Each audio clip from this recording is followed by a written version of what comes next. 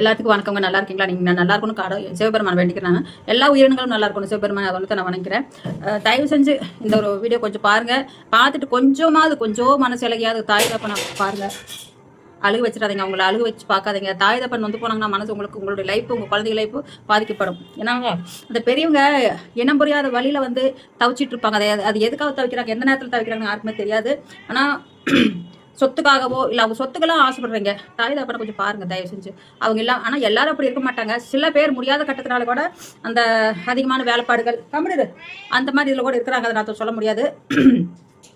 ஏன் அப்படின்னா நம்ம எதை நினைச்சு நடந்துட்டு போறோமோ அதே தான் நடக்கும். அதுக்கு ஆப்போசிட்டாக நமக்கு நடக்கும். தாய் தான் நீங்கள் நல்லா பாருங்க. உங்கள் குழந்தைக்கு நல்ல லைஃப் அமையும், உங்களுக்கும் நல்ல லைஃப் அமையும். நிம்மதியாக விடுங்க அவங்கள. உங்களால் முடிஞ்சது ஏதோ ஒன்று வாங்கி கொடுத்து பாருங்க. அடுத்தவங்க வந்து பார்க்குற அளவுக்கு வச்சுக்காதீங்க. பப்ளிக்கில் போய் மீடியாவில் வந்து அந்த மாதிரி பார்க்குற அளவுக்கு வச்சுக்காதீங்க. அவங்க மனசு வயசான காலத்தில் எவ்வளோ தூரம் வேதனை அடையோ பாதிக்கப்படும் அப்படிங்கிறது வந்து நான் உதாரணம் நான் தான் அந்த மாதிரி அனுபவிச்சுட்டு இருக்கிற ஒவ்வொரு நேரமும். இதில் வந்து சிம்பத் கிரியேட் பண்ணி அதில் நமக்கு ஏதாவது கிடைக்கணும் அப்படிலாம் இல்லை. எனக்குன்னு ஒரு தகுதியும் இருக்குது.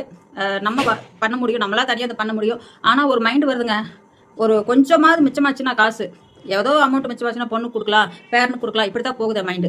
நம்ம இல்லைன்னா அடுத்தவங்க அறுபத்தர் பண்ணி விட்டுற ஏதாவது 10 ரூபாய் 5 ரூபாய் என்னால் முடிஞ்சு கொடுத்துட்றது அந்த மைண்டு தான் போயிட்டு இருக்குது. தாய் தகப்பனை வந்து புண்படுத்தாதீங்க. அது ஒன்று தான் நான் ரொம்ப ரிக்வெஸ்ட்டாக கேட்டுக்கிறேன். அதனுடைய பலாபலன் உங்களுக்கு தெரியும். இன்னைக்கு தெரியாது. இன்னைக்கு வயசு முறுக்குள்ள இருக்கிறோம், நம்ம நல்ல முறையை நடந்துட்டு போகலாம் அப்படின்ட்டு தெரியாது. என் சின்ன பொண்ணு விட்ட இன்னைக்கு நான் ஃபோன் பண்ணலை. மனசு தூங்கிட்டேன். இன்னைக்கு காலையில் ஒரு 10 மணிக்கா 11 மணிக்கா படுத்தேன். அப்போ இருந்து இப்போ வரைக்கும் நான் தூங்கிட்டு 5 மணிக்கு தான் எழுந்திரிச்சேன். நான் எந்திரிக்கும் போது 5:15 ஆயிடுச்சு சாயந்தரம்.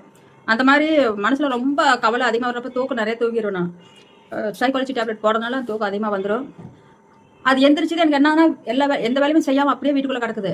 வீடெல்லாம் கஷ்டத்தை போன குட்டி பண்ணி தான் எனக்கு மன அழுத்தம் ரொம்ப வந்துடுது. அதை கண்ட்ரோலும் படுத்த முடியல. அது என்ன பண்ணுறதும் தெரியல. எனக்கு ரொம்ப கஷ்டமாக இருக்குது. தாய் தப்பனை வந்து யாராக இருந்தாலும் சரி தயவு செஞ்சு புண்படுத்தாதீங்க. அவங்க மனசை போன்ற மாதிரி நடக்காதீங்க.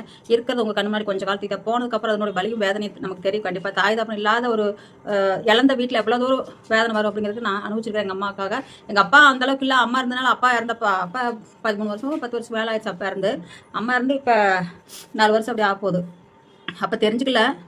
ஆனால் அதுக்கப்புறம் இன்னைக்கு அதனுடைய தாக்கம் எனக்கு நிறையா இருக்குது. கண்ணீர் விடாத நாள் இருக்காது. அப்படி தான் நான் போய்கிட்டு இருக்கிறேன். தயவு செஞ்சு யாருமே தாயோ தகப்பனோ புண்படுத்தாதீங்க. இல்லை பக்கத்தில் தெரிஞ்சோ யாராவது வயசான காலம் உங்களால் முடிஞ்ச உதவி அவங்களுக்கு ஃபுட்டோ ஏதோ ஒன்று வாங்கி கொடுங்க. அவங்களுக்கு என்ன சாப்பிட விருப்பமாக இருக்கோ அது வாங்கி கொடுங்க. அது ஒன்று தான் நான் சொல்ல முடியும். இன்னைக்கு நாமக்கல் மாவட்டம்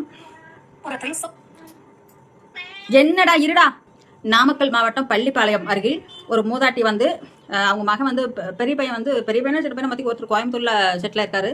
இவர் வந்து நாமக்கல்லே அங்கே விவசாயம் பார்த்துட்டு இருக்காரா என்னன்னு தெரியல. பள்ளிப்பாளையம் அந்த ஊர். அவங்க அப்பா இறந்து கொஞ்ச நாளைக்கு முன்னாடி இறந்துட்டாரு. அம்மா மட்டும் இருக்காங்க. அந்த சொத்தெல்லாம் ஒருத்தரே அடையணும். அண்ணனுக்கோ தம்பிக்கோ அது எனக்கு சரி தெரியல. அவர் கோயம்புத்தூர்ல செட்டில் ஆயிட்டாராமா அவங்க அண்ணன் நினைக்கிறேன்.